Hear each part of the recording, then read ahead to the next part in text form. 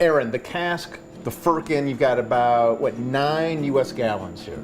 About 9 imperial gallons, which roughly translates to 11 to 12 US gallons. Okay, so you sample here. The folks out here, they get to taste test. You're probably keeping an eye on them, how quickly that gallon evaporates. Absolutely. And then if it's really good, it ends up somewhere here.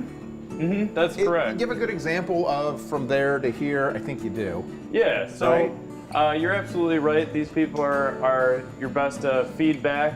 I was bartender for a long time now, and this is your best source of feedback. People love being your guinea pigs. When we have a brand that does particularly well for us, we'll brew a full batch, and then it will migrate to these taps over here. So a good example is what I just poured. This is the Peter Piper Pale Ale.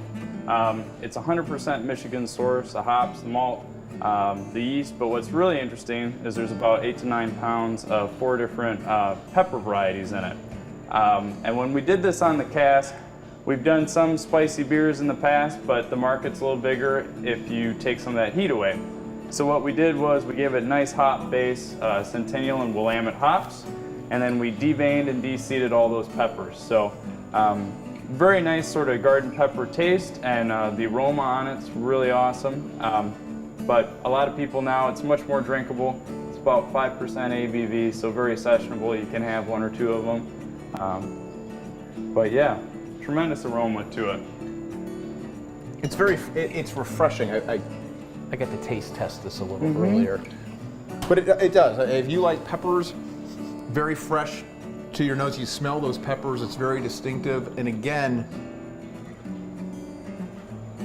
the beer flavors come through too. It's not overwhelmed.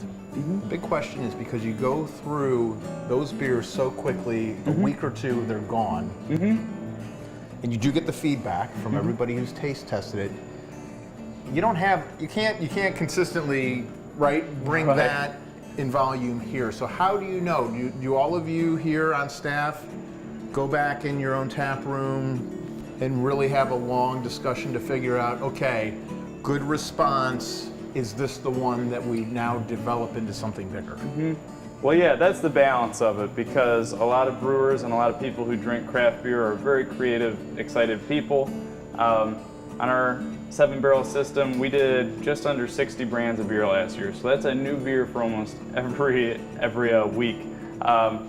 And your portfolio can kind of run away with you. So we've had lots of lengthy discussion about what brands do we want to keep, what new brands do we want to try, and what brands did we try on the test last year that we know for sure we want to put on the main line here. We have a small staff, but it's a very engaged staff. So we have people that in their free time, they read about craft beer. They're also very business minded as well, which is a balance that you have to have. So we're thinking about what's the craft beer market doing, but also what is our immediate customer base saying in terms of taste.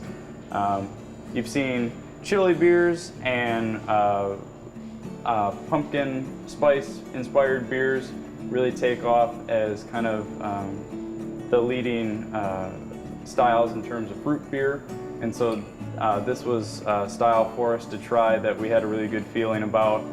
We've done the one with the berries. Anything with fruit does really well. It was also what are we good at in terms of what is the immediate agricultural area providing for us that does really well. So lots of cane fruit, peppers, whether it be butternut squash, hops there's certain varieties of hops that taste better in West Michigan than they do in any other part of the world. So. Keeping it fresh, new, and local. Absolutely. Good stuff.